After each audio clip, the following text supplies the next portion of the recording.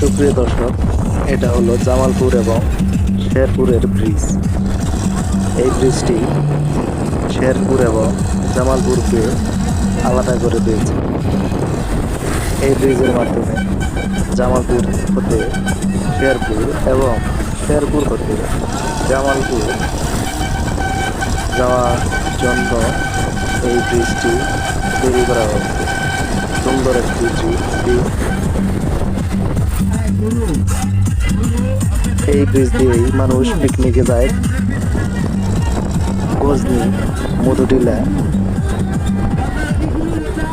এইখান দিয়ে অনেক গাড়ি যাতায়াত করে।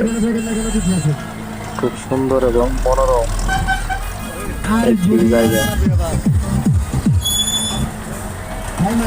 আপনিও চাইলে আপনার প্রিয়জনকে নিয়ে ঘুরে আসতে পারেন মধুটিলা এবং গজনি।